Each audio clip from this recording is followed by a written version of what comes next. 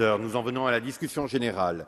Premier orateur, M. Alfred Marie-Jeanne pour le groupe GDR et pour 5 minutes.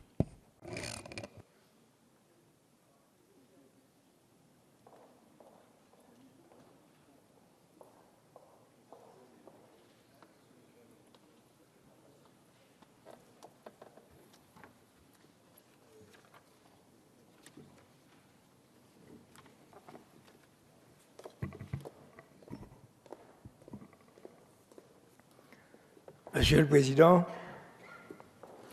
Madame la Ministre, collègues de l'Assemblée, à moins de jouer à l'inconscient, il faut reconnaître que le monde dans lequel nous évoluons voit la cadence de ces mutations s'accélérer jour après jour. La réalité a dépassé la fiction, au point que l'obsolescence a une espérance de vie de plus en plus éphémère. Conséquence inéluctable, réformer est devenu une exigence permanente. L'enseignement est au cœur de ce débat incontournable qui englobe la petite enfance jusqu'à l'université.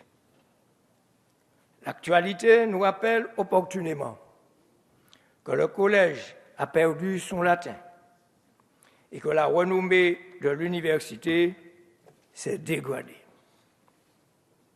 Plus spécifiquement, c'est l'Université des Antilles et de la Guyane qui s'est lézardée il n'y a pas si longtemps.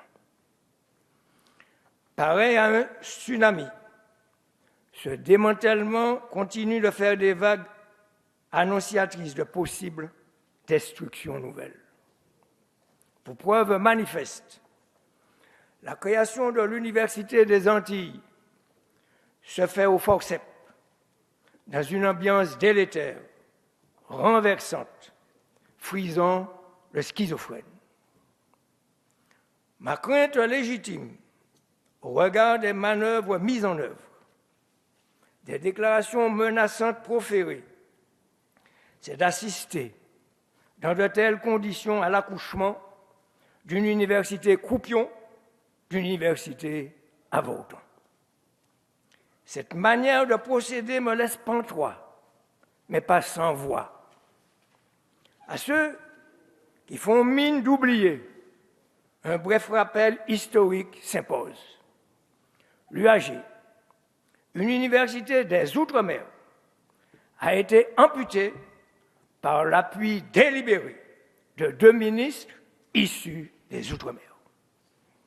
C'est surprenant et paradoxal. Ils n'ont même pas eu la décence ni la clairvoyance de laisser perpétrer ce mauvais coup par d'autres. Oui, qui plus est, le parlementaire que je suis, et avec moi bien d'autres, ont été mis devant le fait accompli. Ce geste est choquant, blessant, mais aussi cavalier et douteux. Ainsi, l'Université de Guyane a été mise sur pied en un temps record pour 2000 étudiants, allant ainsi à contre-courant de la politique de regroupement soutenue ardemment par le gouvernement. Il y a forcément anguille sous roche derrière tous ces micmacs. Quant à l'Université des Antilles, 11 000 étudiants sont attendus. Il s'agit de consolider une institution qui doit être à la base du développement bien compris des 2 territoires, Guadeloupe et Martinique. Au lieu d'aller à l'apaisement, on vire en cours de route le rapporteur. Jamais vu. M. Yves Duron, remplaçant M. Christophe Prémat. Quel que soit son mérite personnel et le respect qui lui est dû, il est nommé expressément pour empêcher l'instauration d'un ticket à 3 garante, à mon humble avis, de la cohérence et de l'unité de l'Université des Antilles. En effet, expliquez-moi, par quelle opération du Saint-Esprit l'Université des Antilles pourra-t-elle fonctionner valablement et être viable et crédible avec 3 têtes susceptibles de regarder dans 3 directions opposées? Ce serait tout simplement aberrant et désastreux. Comme par hasard, les présidents des régions concernées portent leur caution solidaire à cette démarche, somme toute, inavouable.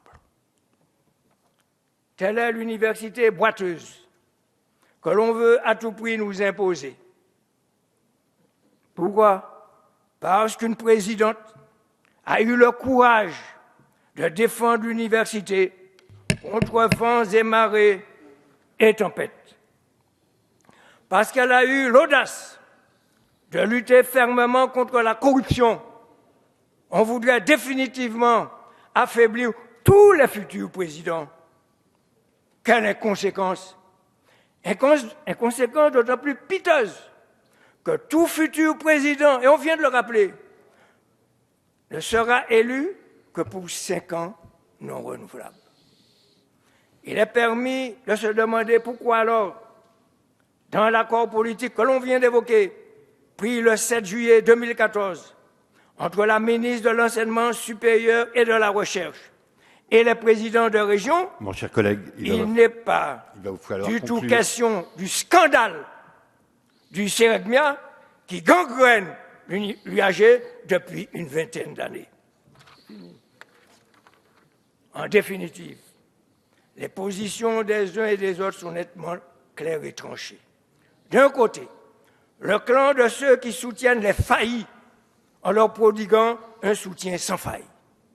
De l'autre, le camp de tous ceux qui, sans être des infaillibles, pensent que l'honneur, la dignité et la responsabilité doivent être aux commandes de l'action humaine avant toute considération partisane ou égocentrique.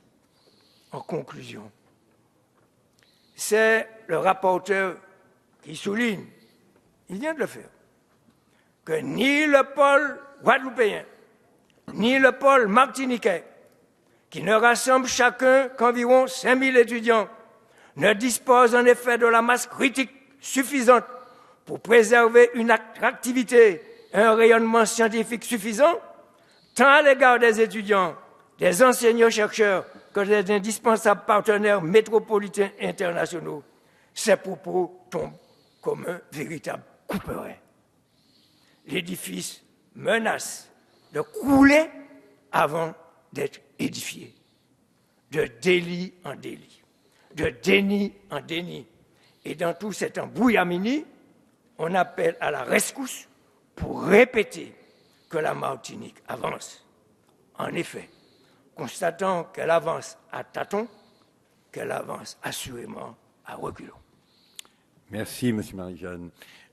Mes chers collègues, j'ai laissé à M. Marie-Jeanne un temps largement confortable et il a pu le constater. Je ne pourrais pas faire preuve d'autant de générosité avec tous les orateurs, je préfère le dire tout de suite.